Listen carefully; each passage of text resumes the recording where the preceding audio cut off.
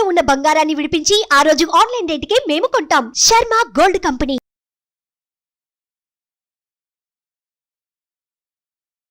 నమస్తే, welcome to Suman TV. నేను మీ యామ్ని. ప్రస్తుతం మనతో ఉన్నారు ప్రముఖ ఆధ్యాత్మికవేత్త గురుస్వామి డాక్టర్ బ్రహ్మశ్రీ రాజన్ నమూద్రి గారు ఉన్నారు. గురుగారితో మనం మాట్లాడదాం.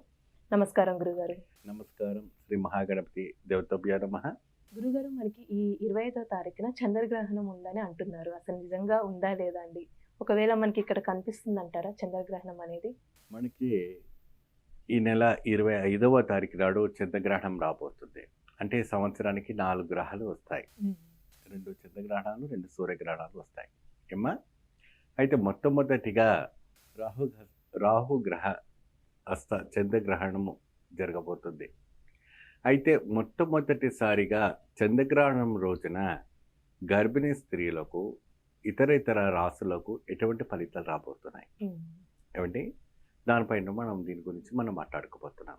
అయితే మనకు వచ్చేవంటి మెసేజ్ ద్వారా కానీ ఇతర కామెంట్స్లో రూపంగా భక్తులు అడిగేవంటి ప్రశ్నల ద్వారా మనం ఇవ్వబోతున్నాం.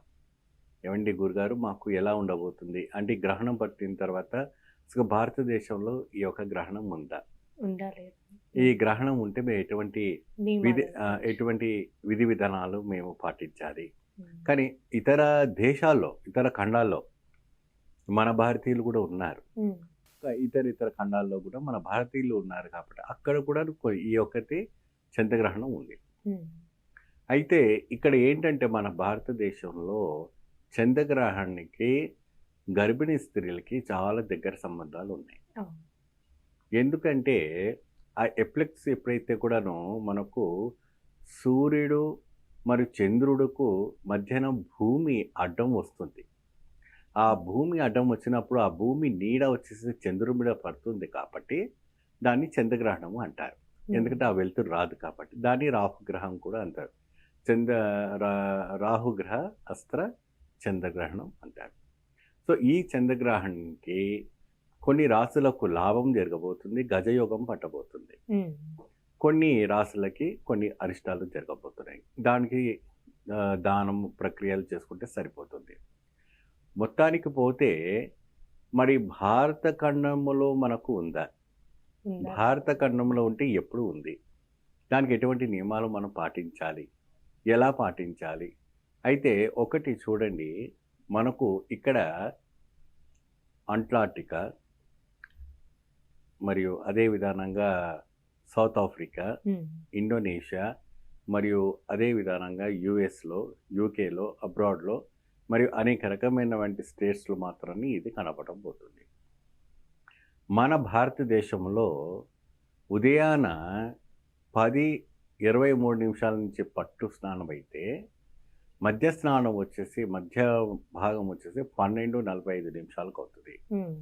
పుణ్యకాలం వచ్చేటప్పటికి 4:45 పుణ్యకాలం అవుతుంది. అయితే మరి ఉదయం పూట మనకు చంద్రుడు కనపడాడు కదా, కాబట్టి మనకు ఇక్కడ చంద్రగ్రహణం లేనట్టు.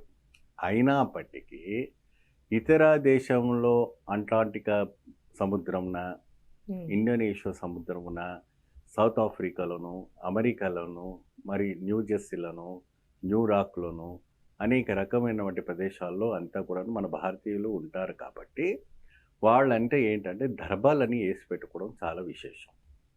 దర్బా అక్కడ ఇండియన్ స్టోర్స్లో ఉంటుంది కాబట్టి దర్బా తీసుకొచ్చి అక్కడికి వెళ్ళి మీరు కొనుక్కొని మీ యొక్క తినే పదార్థాల్లో కావచ్చు, మీరు ఎక్కడైతే యూస్ చేసుకున్నాం స్టోర్ చేసుకున్న స్టోర్ రూమ్లో అన్నింటిలో కూడా పెట్టుకుంటే చాలా విశేషం. పట్టు విడుపు స్నానము ఖచ్చితంగా మీరు ఏ దేశంలో ఉన్నా, ఏ ఖండంలో ఉన్నా ఖచ్చితంగా చేయాల్సిందే. ఆ పట్టు విడుపు స్నానంలో సందర్భం అంటే మన భారత ఒక ఖండం అక్కడ విధి విధానం ప్రకారంగా ఎలా ఉంటుందో మనకు తెలియదు ఏమ్మా. యూకేలో ఏ సమయం వస్తుంది తెలియదు, యుఎస్లో ఏ సమయం వస్తుంది తెలియదు, అండమాన్ నికోబార్లో ఎప్పుడు వస్తుంది తెలియదు, మన సౌత్ ఆఫ్రికాలో ఎప్పుడు వస్తుందో తెలియదు. అక్కడ విధి విధానం ప్రకారంగా జరుగుతుంది. అక్కడ సమయం పట్టుకొని అక్కడ పంచాంగాలతో శ్రావణాలతో చూసుకొని మీరు జాగ్రత్త పడి మీరు ఉండండి. మీ వైఫ్ ప్రెగ్నెన్సీ ఉందంటే బయటికి రాకుండా ఉండాలి. ఇక్కడ కూడా భారతీయులో కూడాను ఉదయం 10:30 10:20 నుంచి కూడా స్టార్ట్ అవుతుంది కాబట్టి ముఖ్యంగా గర్భిణీ స్త్రీలు 25వ తారీఖు నాడు బయటికి వెళ్ళకూడదు.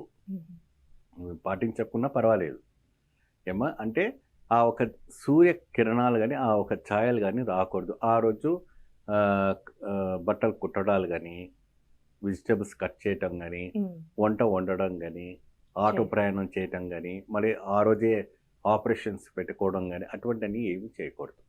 మరుసటి రోజు పెట్టుకోండి ఏమండి, 25కు పెట్టుకోండి, లేదంటే 24కు పెట్టుకోండి, ఇబ్బంది లేదు. కానీ ఆ గ్రహణం సమయంలో మాత్రం ఎటువంటి కూడా కార్యక్రమాలు పెట్టుకోకూడదు.